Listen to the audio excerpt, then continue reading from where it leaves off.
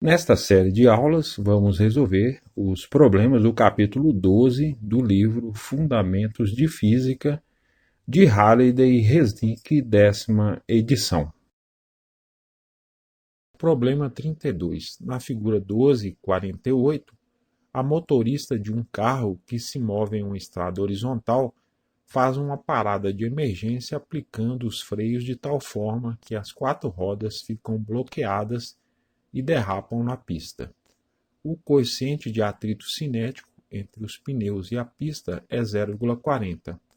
A distância entre os eixos dianteiro e traseiro é L igual a 4,2 metros e o centro de massa do carro está a uma distância D igual a 1,8 metros atrás do eixo dianteiro e uma altura H de 0,75 metros acima da pista. O carro pesa 11 kN. Determine o módulo letra A da aceleração do carro durante a frenagem. Letra B, da força normal a que uma das rodas traseiras é submetida. Letra C, da força normal a que uma das rodas dianteiras é submetida. Letra D, da força de frenagem a que uma das rodas traseiras é submetida.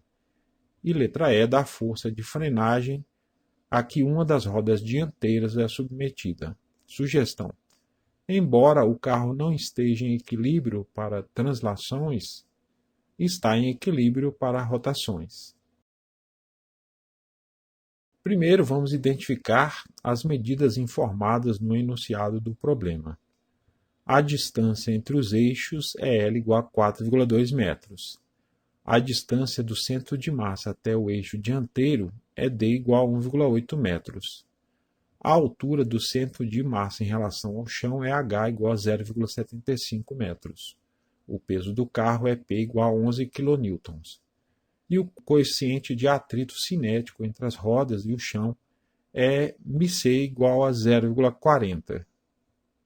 Ao contrário dos problemas anteriores, como o carro não está em repouso nem se move com velocidade constante, ele não está em equilíbrio estático, mas podemos ainda assim utilizar a segunda lei de Newton, que diz que a força resultante que atua em um corpo é igual ao produto de sua massa pela aceleração adquirida por ele. O vetor força resultante é igual a m vezes a. Vamos agora identificar as forças que atuam sobre o carro. O seu peso, vertical para baixo, cujo módulo é P igual a m vezes g, e que atua no centro de massa. O centro de massa está a uma altura h do solo e no ponto central da vista de cima do chassi do carro. As rodas do eixo dianteiro pressionam o chão e, de acordo com a terceira lei de Newton, o chão reage com a força de mesmo módulo, mesma direção em sentido contrário. Essas forças atuam em cada roda, mas podemos substituir as duas forças das rodas por uma só, que atua no meio do eixo, na altura do solo, que vamos chamar de FND. O mesmo raciocínio pode ser feito para as rodas traseiras, e vamos chamar esta força de reação normal de FNT.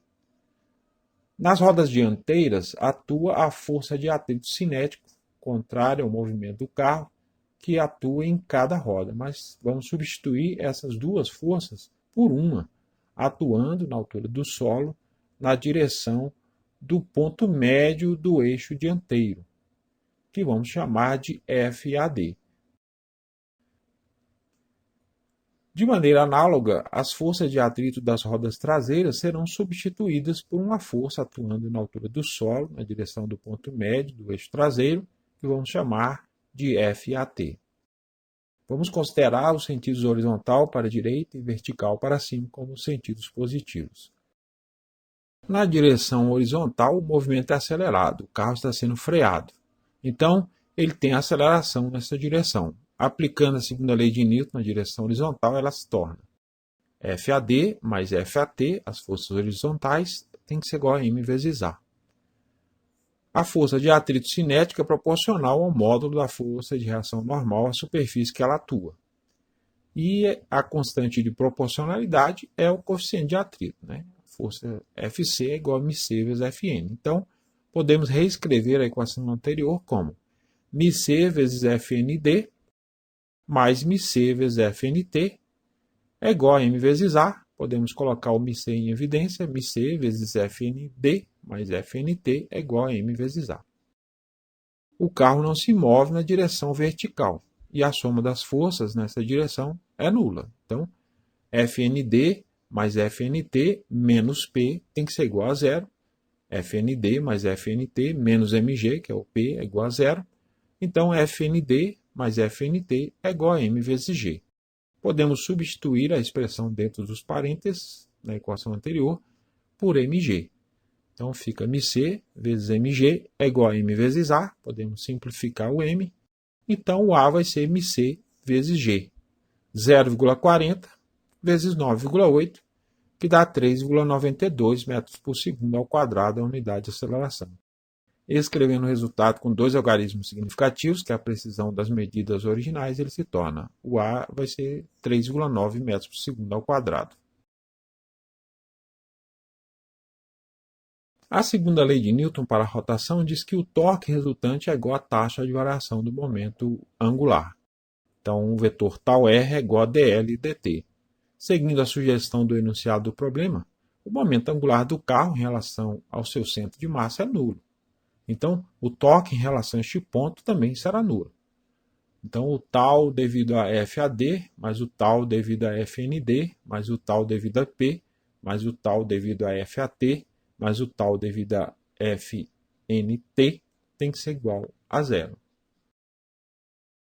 O torque de uma força é igual ao produto vetorial entre o vetor R e o vetor força. O vetor R é traçado do eixo de rotação, perpendicularmente a ele, até o ponto de aplicação da força. Então, o vetor tal é igual ao vetor R vec o vetor F.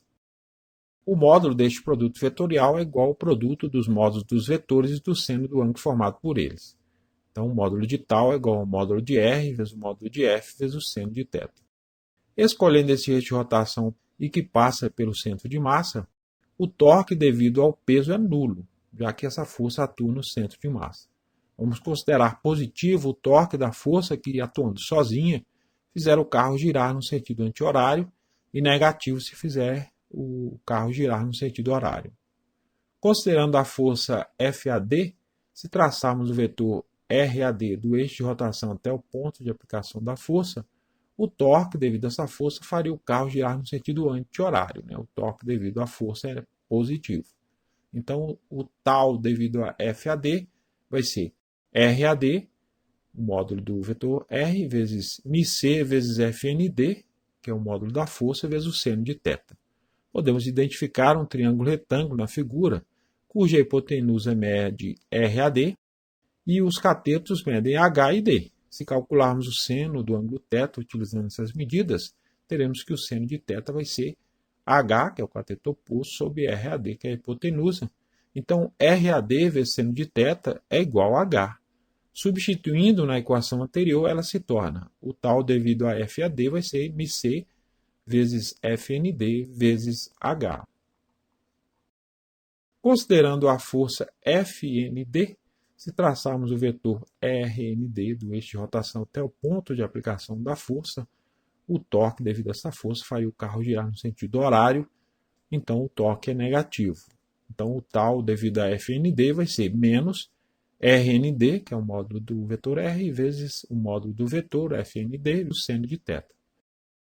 Podemos identificar um triângulo retângulo na figura, cuja hipotenusa mede RND e os catetos medem H e D. Se calcularmos o seno do ângulo θ utilizando essas medidas, teremos que o seno de θ vai ser o cateto oposto, que agora é D, dividido pela hipotenusa RND. Então, RND vezes seno de θ é igual a D. Podemos substituir, então, na equação anterior, e o torque devido a FND vai ser menos FND vezes D.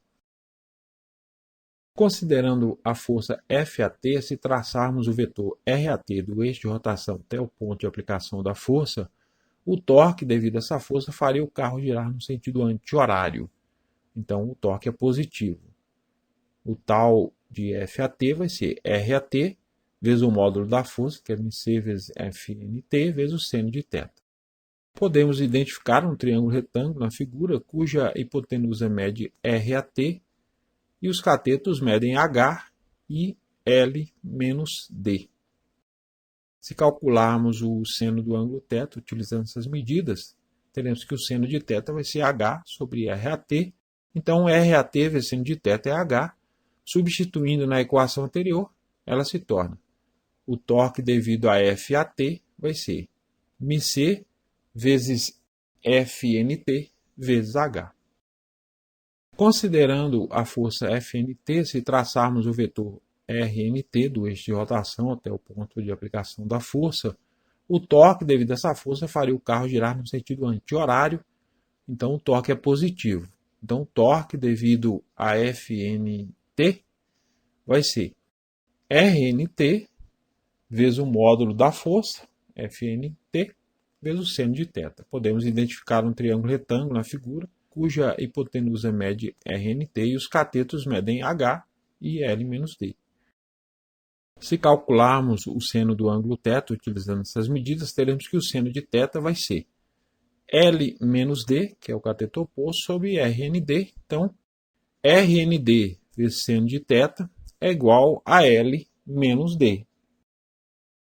Se a gente substituir este valor na equação anterior, o torque devido a FNT vai ser FNT vezes L menos D. Substituindo essas expressões na equação do torque resultante, ele se torna μc vezes FND vezes H menos FND vezes D mais μc vezes FNT vezes H mais FNT vezes L menos D é igual a zero. A gente pode agrupar dois termos aí que tem μc vezes H.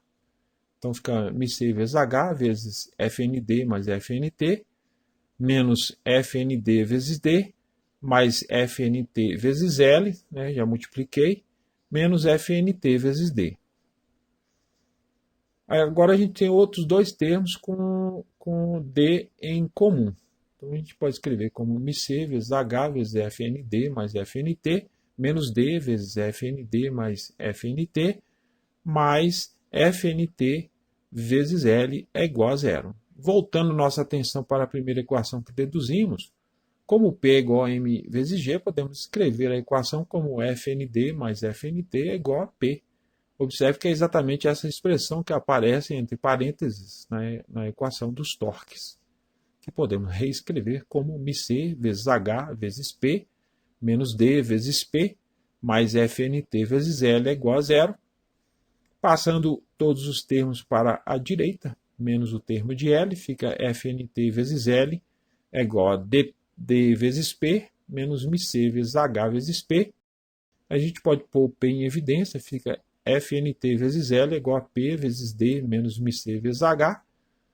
Resolvendo para FNT, FNT vai ser P vezes D menos μc vezes H sobre L. Substituindo pelos valores das medidas, teremos que o FNT vai ser 11, que é o valor de P, vezes 1,8, que é o D, menos 0,40, que é o μc, vezes 0,75, que é o H, dividido por 4,2, que é o valor de L. Se a gente fizer essas operações aí, dá 3.928 kN. Né? Eu escrevi o P em kN.